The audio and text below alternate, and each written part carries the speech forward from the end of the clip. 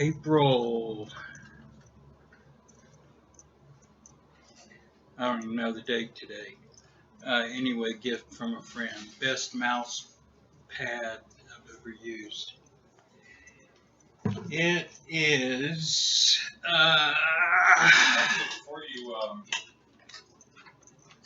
I'm going to edit this, I'm going to audit it, I'm going to adjust it as I go because this will be the fade-in blog to this website. And so I'm going to learn as we go. With my son looking over my shoulder here. Always looking over your shoulder. We got a pause signal here, so I'm gonna go. Okay, I have no idea. I have no idea what I'm doing. First time ever blogging, and I'm in the process of setting up a website, learning how to blog, and I figured this happened at an inopportune moment in my life when I decided to try and put down some video blogging because it was simpler than writing. I'm lazy. Over the past 10 years, I've found some things to be true in my life I wanted to share with others, and couldn't really find a way that jived or I could reconcile with my lazy streak and still get across in a way that I intended to what I was trying to say rather than how I was saying it. So whatever this universal guide is, decided to drop a big one in my lap just about the time I was facing some changes in life I needed to address, and I'm involved in a motorcycle wreck on February 25th. Get banged around a little bit, smashed up the van, experienced over 2 or 3 days what someone claimed is I got slow. One thing of which I've never been accused of. So I went into the doctor and he said he thought I had a concussion. Fucking Norton ads.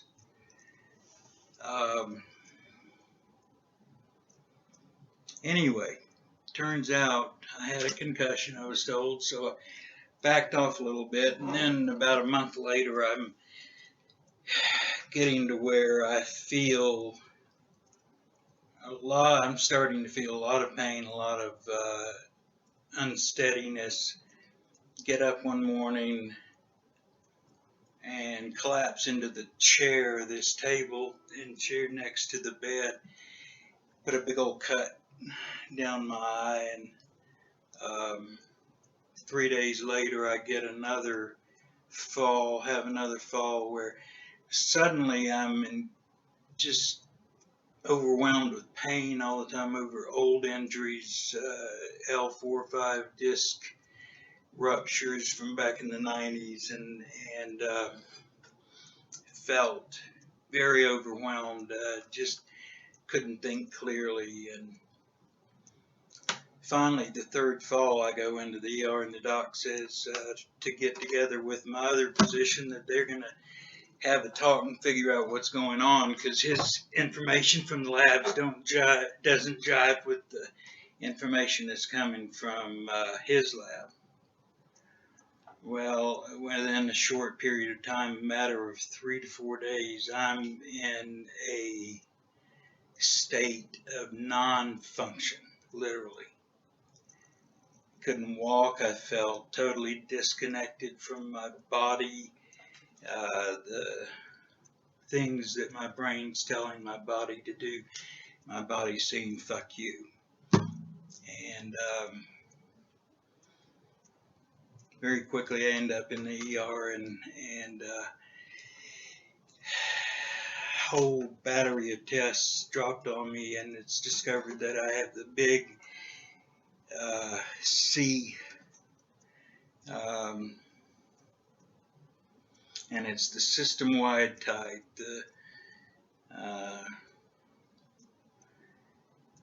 That involves your cardiovascular system and too often every body system. I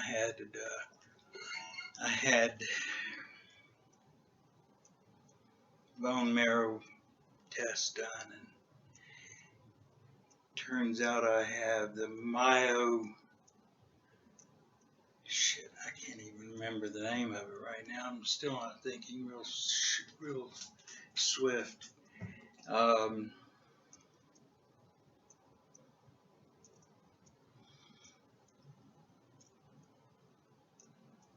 tell you in a minute, and I'll be adding and deleting to this segment probably the rest of the website life as I correct things as I go, because as I said, I'm home about an hour. Robbie helped me get moved in, and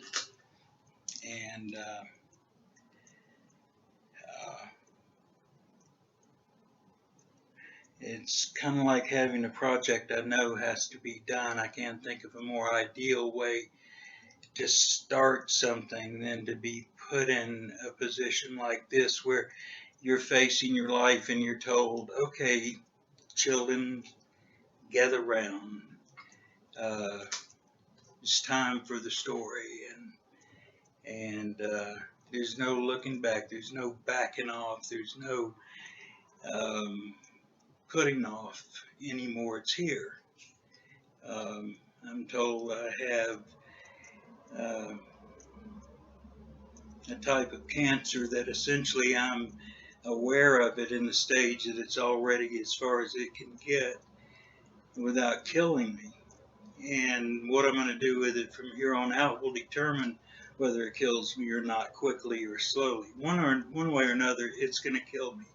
That's guaranteed.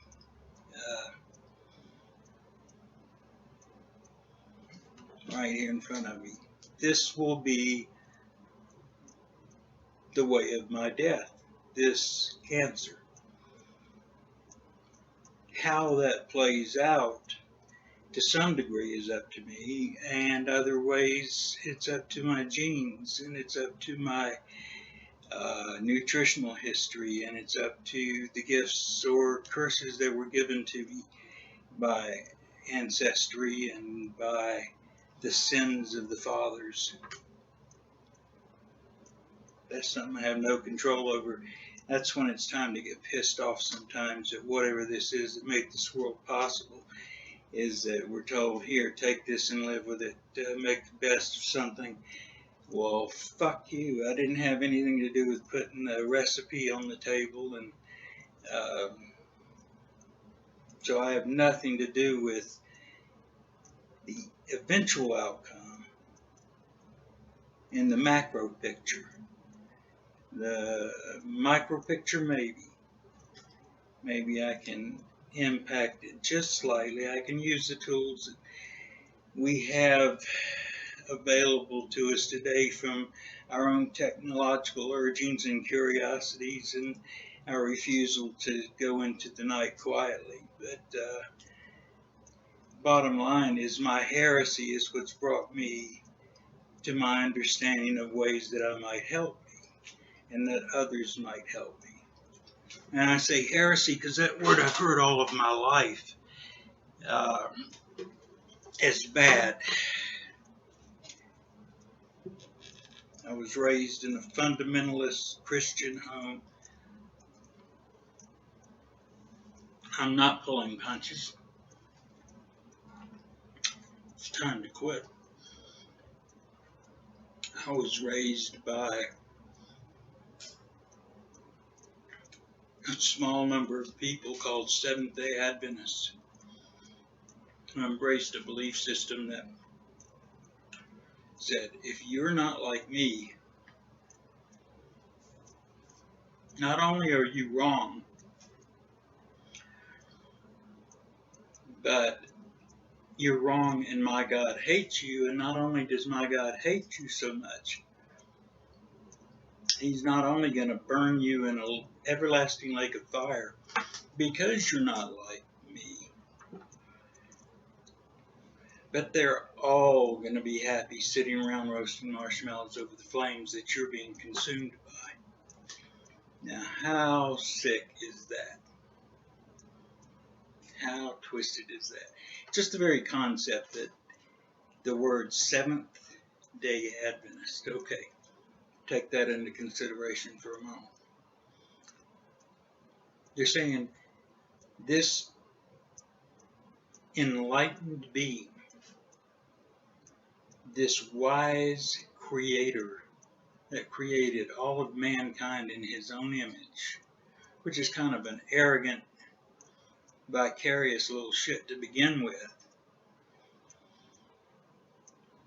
he can't even get it right. It's kind of like what works for me better is saying this intellect that made this world possible is kind of like a lab tech that we used to have in school where we were doing trial and error. Let's say somebody in medicinal chemistry wanted to come up with a new sedative hypnotic, so they take what they know and they twist it and bend it, and it's like one day they drop a beaker by accident and poof, there's a new drug by accident. And they turn around and look at it and they try it on a few animals, and then they sit there and say, not perfect, but that's the best we got right now. I think I'll use this for a while, figure out how to tweak it a little bit and make it better. Now, meanwhile, you creatures of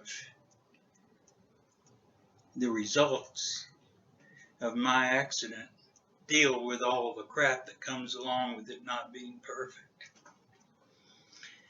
I was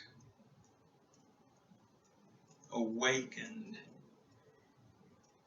and had this existence shoved down my throat and told, okay, you have to be a certain way or you're not okay. And if you're okay is some fucker's phone on my tongue.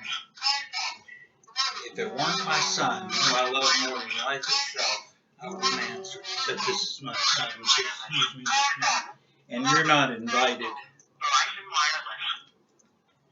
Hey, sugar, let me mute this just a second. Okay, I'm there.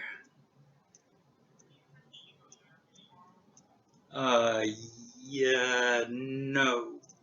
Yes, I have. Okay, back to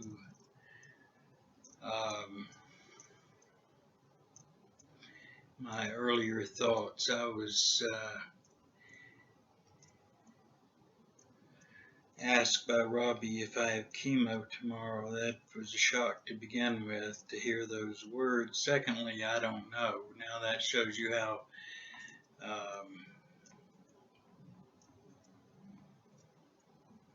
well I have my life prioritized with one day out of the hospital. So I'm going to say goodnight for tonight, continue this tomorrow, and I am going to see what 6 or 7 hours will do of attempted sleep for recharging me and getting me focused on survival. That means chemo and paying attention to all that shit. Didn't sound much like fun. Life has been too much fun, actually, probably. No, I can't say that. For the most part, the fun's been as a result of the shit. So I'll say goodnight for tonight, and welcome to my blog, If Then.